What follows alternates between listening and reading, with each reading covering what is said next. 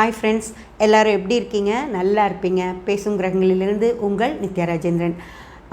Friends, நான் உங்களுக்கு போன பதிவில் கிரகநிலைகள் பற்றி பேசணும் இல்லைங்களா? அப்போ உங்ககிட்ட நான் என்ன சொன்னேன்னா, ஒரு எக்ஸாம்பிளோட உங்களுக்கு ஒருத்தரை பற்றி நான் விளக்குறேன் அப்படின்னு சொல்லியிருந்தேன் இல்லைங்களா? அவர் யார் அப்படின்னு சொல்லி பார்த்தா, உங்களுக்கு எல்லாமே நல்லா தெரிஞ்ச யூடியூபர் திரு இர்ஃபான் அவர்கள் தான். இர்ஃபான் அவர்கள் பற்றி நம்மளுக்கு எப்படி தெரியுது அப்படின்னா, இப்போ சமீபமாக ஒரு வீடியோ போட்டிருந்தார். அந்த வீடியோவில் அவரே சொல்லியிருக்காரு, என் வாழ்க்கை பிக் பாஸில் இருக்க மாதிரி இருக்குங்க. நான் என்னோடய லைஃப்பில் நடக்கிற எல்லா விஷயங்களை பற்றியும் நான் வீடியோஸ் போடுறேன். நீங்கள் எல்லோரும் நான் பிக் பாஸில் இருக்க மாதிரி என்னை பற்றி எல்லா விஷயங்களையும் நீங்களே தெரிஞ்சுக்கிறீங்க அப்படின்னு சொல்லியிருந்தார். கரெக்டு தான். அவரோட எல்லா விஷயங்களையும் அவர் வெளியிடுறதுனால தான் இந்த வீடியோவே என்னால் பண்ண முடிஞ்சது ஃப்ரெண்ட்ஸ். ரெண்டாவது இன்னொன்று, நீங்கள் ஏன் செலிப்ரிட்டிஸோட செலிப்ரிட்டிஸை பற்றியே பேசுகிறீங்க? நீங்கள் ஒரு ஜாதக விளக்கத்தை சாதாரணமாக கொடுக்கலாமில்லன்னு கூட நீங்கள் கேட்பீங்க. கொடுக்கலாம். நான் ஒருத்தர் பற்றி சொல்கிறேன். என்கிட்ட நிறைய ஜாதகங்கள் இருக்குது. அந்த ஜாதகர்களுக்கு ஏகப்பட்ட பிரச்சனைகளும் இருக்குது. அது எல்லாமே நான் உங்களுக்கு சொல்லலாம். ஆனால் உங்களுக்கு அது எப்படி உங்களால் அதை எப்படி எடுத்துக்க முடியும்? ஏன்னா அந்த ஜாதகர் யாருன்னு உங்களுக்கு தெரியாது. அவர் என்ன சிரமம் எல்லாமே நான் ஒரு கதை மாதிரி அவங்கள பற்றின அத்தனை விஷயங்களையும் நான் சொன்னால் உங்களுக்கு போர் அடித்து போயிடும். அதனால் உங்களுக்கு நல்லா தெரிஞ்சவர் இர்ஃபான். அப்போ அவரோட வாழ்க்கையில் என்ன நடந்தது அப்படின்னு உங்களுக்கு தெரிஞ்சிருக்கும். அது ஏன் நடந்தது அப்படின்னு மட்டும் நான் விளக்குனா போதுங்கிறதுனால தான் ஒரு செலிப்ரிட்டியை வச்சு சில விஷயங்கள் உங்களுக்கு சொல்லணும் அப்படின்னு நான் நினச்சேன். அதனால தான் இந்த பதிவு ஃப்ரெண்ட்ஸ். உங்களுக்கு இர்ஃபானோட முன்னாடி ஒரு பதிவு நான் போட்டிருக்கேன் இர்ஃபான் பற்றி. அந்த பதிவோட லிங்க் நான் உங்களுக்கு டிஸ்கிரிப்ஷனில் கொடுக்குறேன். அதையும் நீங்கள் பாருங்கள். இந்த வீடியோ முடிச்சுட்டு போய் பாருங்கள், ஒன்றும் பிரச்சனை இல்லை. அதுலேயும் நான் சில ஜோதிட விஷயங்களோட அவரை பற்றின விஷயங்கள் சொல்லியிருப்பேன். அதில் நான் என்ன சொல்லியிருந்தேன் அப்படின்னா, இர்ஃபான் அவர்களுக்கு என்ன விஷயமாக இருந்தாலும் நல்ல விஷயம் நடந்ததும் அடுத்து ஒரு கெட்ட விஷயம் நடக்குது. கெட்ட விஷயம் நடந்து கொஞ்ச நாளில் திரும்பி ஒரு நல்ல விஷயம் நடக்குது. திரும்பியும் ஒரு கெட்ட விஷயம் நடக்குது. அதாவது அவர் மனசை ரொம்ப கஷ்டப்படுத்துகிற ஒரு விஷயமும் நடக்குது. அவருக்கு நிறைய சந்தோஷத்தை கொடுக்குற ஒரு விஷயமும் நடக்குது. அப்படின்னா ஒரு ஜாதகத்தில் இர்ஃபானை நம்ம எக்ஸாம்பிளாக தான் எடுத்துக்கிறோம். நம்ம எல்லார் வாழ்க்கையிலுமே இது எல்லாமே நடக்கும். ஒரு சப்ஸ்கிரைபர் ஒரு கமெண்ட்டும் கொடுத்துருந்தார்.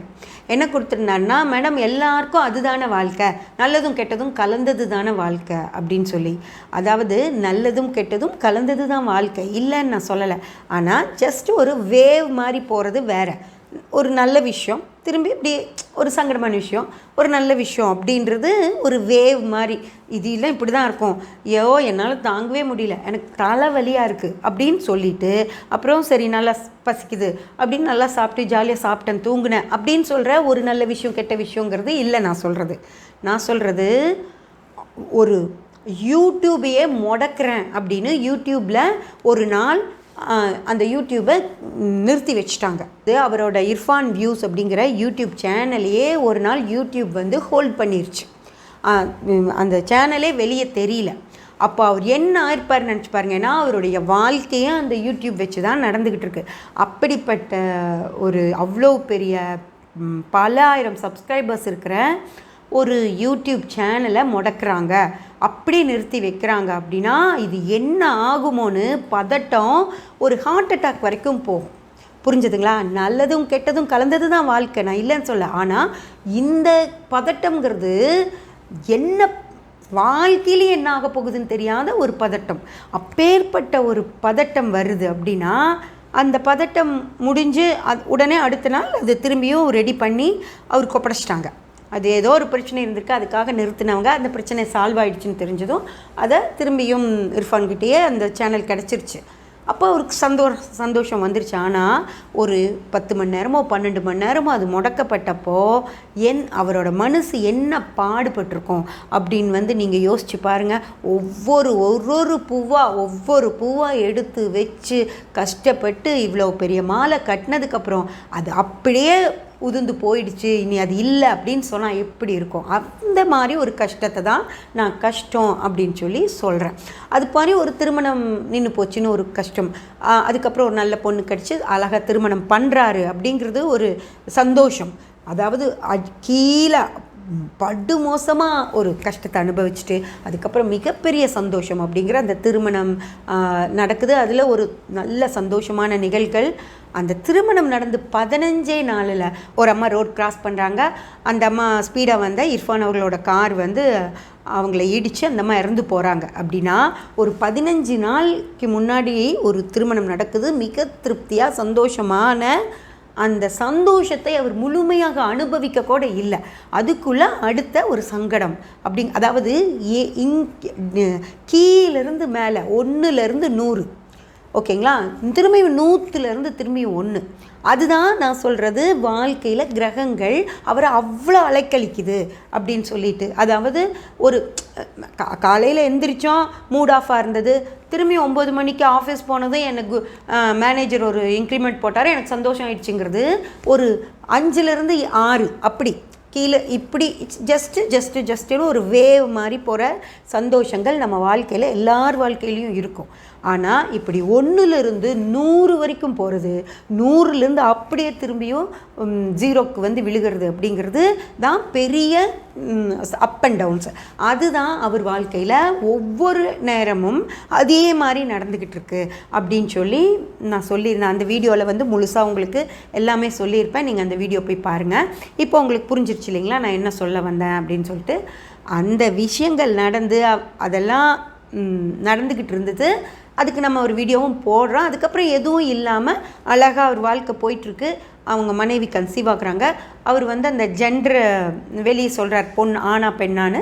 அதுவும் ஒரு பிரச்சனை ஆகுது அப்படின்னா அதுக்கும் சில விஷயங்களை அவர் செஞ்சிட்டாரு. ஓகே, அதுக்கப்புறமும் அந்த குழந்தை பிறந்துட்டு அவர் சந்தோஷமாக போகிறார்.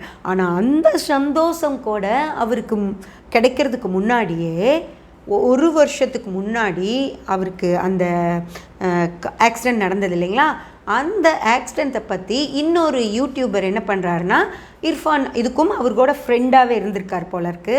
நீ என் கூட பேசிட்டு தானே இருந்த, நீ என் கூட பழகிட்டு தானே இருந்த, நம்ம வாட்ஸ்அப் காலில் பேசுவோம் இல்லை, நம்ம நார்மல் காலில் பேசுவோம் இல்லைன்னெல்லாம் இர்ஃபான் வந்து அந்த பதிவில் சொல்கிறார். அப்போது ஒரு ஃப்ரெண்டாக இருந்த இன்னொரு யூடியூபர் வந்து இர்ஃபான் இந்த மாதிரி தப்பு பண்ணிட்டாரு, அவர் வந்து ஒரு அம்மாவை இடிச்சிட்டு அங்கே நிற்காம கூட போயிட்டாரு அப்படின்னெல்லாம் அவர் ஒரு பதிவு போடுறாரு.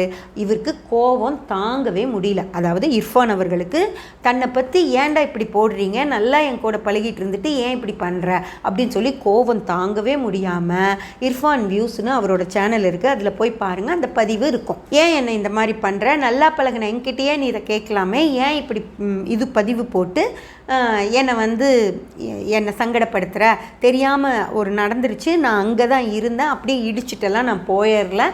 நான் அந்த அம்மா அங்கே ஒரு 12 நிமிஷம் என்னோடய கார் இருந்ததுக்கு கூகுளில் சாட்சி இருக்குது அப்படின்னலாம், அந்த இடத்துல வண்டி நின்றுட்டு இருந்துச்சு அப்படின்னலாம் அவர் சொல்கிறார்.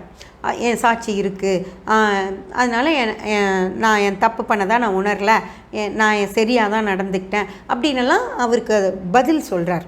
ஓகேங்களா, அப்போது அவ்வளோ கோபம், அவர்னால பேசவே முடியல அப்படின்னு அந்த குரல் வந்து அந்த பேச்சு வந்து அப்படி ரொம்ப சிரமப்பட்டு பேசுகிறாரு. ரொம்ப வருத்தமாக இருக்குது, நீ இப்படி செஞ்சிட்ட அப்படின்னு சொல்லி அவ்வளோ வருத்தம் இருந்தால் அதை பதிவு பண்ணுவாருன்னு பாருங்கள். இதில் வந்து நான் பதிவு பண்ண வேண்டாம்னு நினச்சேன், ஆனாலும் என்னால் தாங்க முடியல அப்படின்னு சொல்லி அந்த வருத்தத்தை முழுக்க கொட்டுறாரு. அந்த பதிவை எல்லாருமே பார்க்கலாம், இர்ஃபான் வியூஸில் இருக்குது. ஓகே, அது முடிஞ்சால் 3 நாளுங்க, அந்த பதிவு வந்து 3 நாள் தான் ஆகுது. அட்டாசமாக அவருக்கு அழகாக ஒரு குழந்தை பிறக்குது, பொன் குழந்தை பிறக்குது. என்ன ஒரு சந்தோஷம்னு பாருங்கள். அதாவது தான் செஞ்சது ஒரு தப்பு அப்படிங்கிறத ஊருக்கே பதிவு போட்டு ஒருத்தர் தன்னை சங்கடப்படுத்துகிறாரு. அது நடந்து 3 நாளில் கடவுள் அவருக்கு அப்படி ஒரு வரத்தை கொடுக்குறாரு. அப்போது இவருக்கு என்ன, அவருக்குன்னு சொல்ல, இது வந்து எல்லாருக்குமே அந்த ஜாதகத்தில் ஒரு நல்லதை செய்யக்கூடிய ஒரு கிரகம் செயல்பட்டுருக்கிற அதே நேரத்தில் கெட்டதை செய்யக்கூடிய ஒரு கிரகமும் செயல்பட்டுக்கிட்டே இருக்குது அப்படிங்கிறத தான் நான் சொல்ல வரேன். எல்லார் விஷயங்கள்லையுமே எல்லா ஜாதகங்கள்லையுமே ஒரு தசை, ஒரு புத்தி, ஒரு அந்தரம், ஒரு சூட்சமம் அப்படிங்கிற விஷயங்கள் நடக்கும். அதில் தசை நல்ல கிரகம் நடத்தும், உங்களுக்கு இன்பத்தை தரக்கூடிய கிரகம் நடத்தும், புத்தியை துன்பத்தை கொடுக்கக்கூடிய கிரகம் நடத்தும். அப்போது அந்த இன்பமும் துன்பமும் மாறி மாறி நடந்துக்கிட்டே தான் இருக்கும் ஃப்ரெண்ட்ஸ். ஓகேங்களா?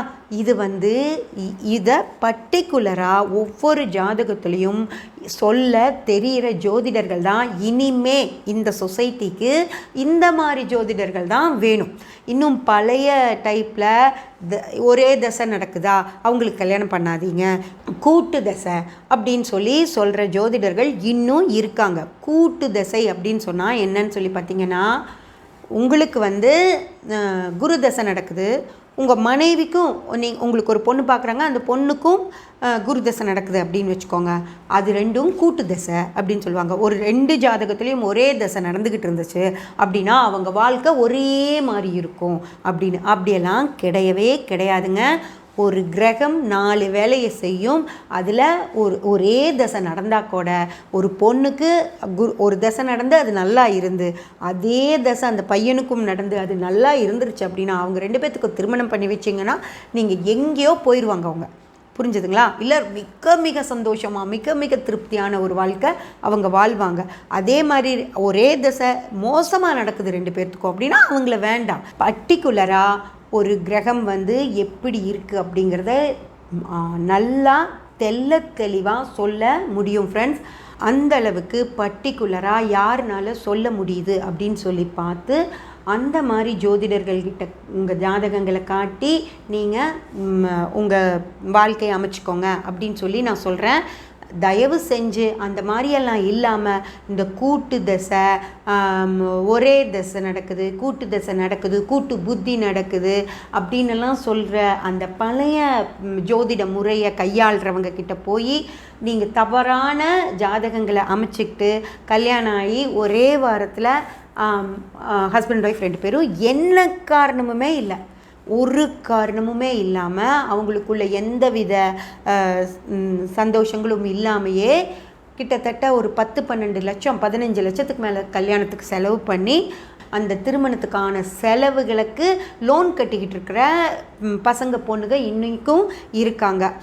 இதெல்லாம் ஜோதிடம்னா என்ன அப்படின்னே இந்த காலத்துக்கு தகுந்த மாதிரி சொல்லவே தெரியாத ஜோதிடர்கள் நிறைய இருக்காங்க. அதாவது இன்றைக்கி பெண்கள் வேலைக்கு போக ஆரம்பிச்சிட்டாங்க, அவங்க சம்பாதிக்க ஆரம்பிச்சிட்டாங்க. இன்னும் நீங்கள் அந்த காலத்தில் ஒரு பெண்கள் வீட்டில் இருந்து ஹஸ்பண்டுக்கு சமைச்சு போட்டுட்டு இருந்த ஒரு பொண்ணுக்கும் ஒரு பையனுக்கும் பார்த்த மாதிரி ஜாதகத்தை இன்னி பார்க்கவே முடியாது. புரிஞ்சதுங்களா? இன்னியும் ஒரு பொண்ணுக்கும் ஒரு பையனுக்கும் எந்த வித்தியாசமுமே இல்லை.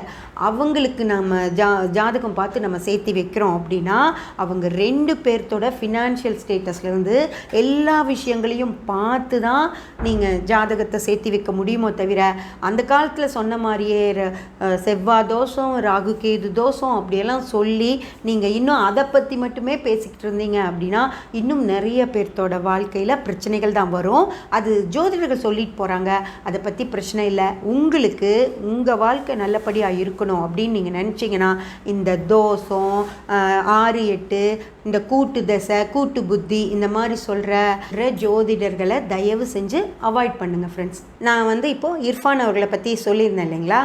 அந்த வீடியோவில் அவர் என்ன சொல்லியிருந்தார் அப்படின்னா, ஏன் இந்த 1 வருஷத்துக்கு அப்புறம் இந்த மாதிரி அந்த பழைய விஷயத்தை பேசி ஆக்சிடெண்ட்டான விஷயத்தை பற்றி பேசி நான் அந்த அம்மாவை இடிச்சிட்டு நிறுத்தாமல் போயிட்டேன்னு சொல்லி நீ சொல்லியிருக்க. அப்போ என்னோடய சப்ஸ்கிரைபர்ஸ் எல்லாம் என்ன நினைப்பாங்க, நான் அப்படி தப்பாக பண்ணிட்டனோ அப்படின்னு சொல்லி நினைப்பாங்க இல்லையா?